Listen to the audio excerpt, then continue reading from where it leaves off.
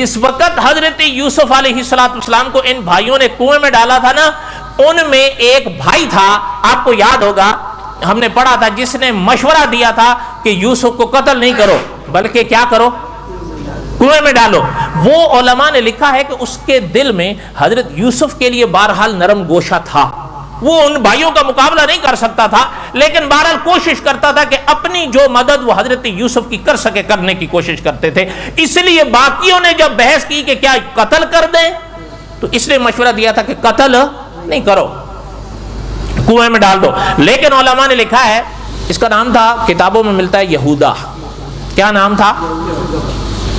ये जो है ना यहूदी, उलमा ने लिखा है ये इसी की औलाद की कड़ी है, इसलिए वो यहूदी कहलाते हैं। उसका नाम था ना यहूदा, तो जो इसकी लड़ी है तो वो क्या कहलाए? यहूदी। हजरत याकूब का बेटा था, तो ये जो यहूदियों की लड़ी है, उलमा ने लिखा है मुअर्रिखीन ने कि ये इसी की लड़ी से चले हैं। उसका नाम यहूदा था, इसलिए ये यहूदी कहलाते हैं। बहरहाल वल्लाहु आलम भी हकीकतल हाल, किताबों में तो है और बड़ी मशहूर बात है। अच्छा, और जो बात आपको सुनाना चाह रहा था, उलमा ने लिखा है कि उस वक्त वो जो हजरत यूसुफ की कमीज पर झूठा बूठा खून लगाकर हजरत यूसुफ के पास, हजरत याकूब के पास आए थे ना वो लोग, ये यहूदा ही आया था और इसी ने आकर अपने बाप से कहा था कि भेड़िया खा गया।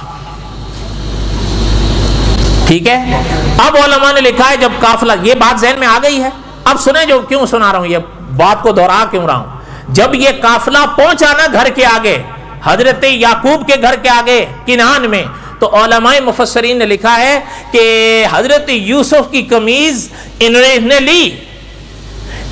इसने ली और इसका कहना यह था कि रुक जाओ, उस जमाने में मैं ही अपने अब्बू के पास गया था हजरत यूसुफ की कमीज में झूठा मोटा खून लगाकर और उनके दिल को दुखी किया था और आज तक वो दुखी हैं। तो अब जब खुशखबरी देने का मौका आया है तो ये कमीज मैं ही लेकर जाऊंगा ताकि उस जुर्म का बदला हो जाए।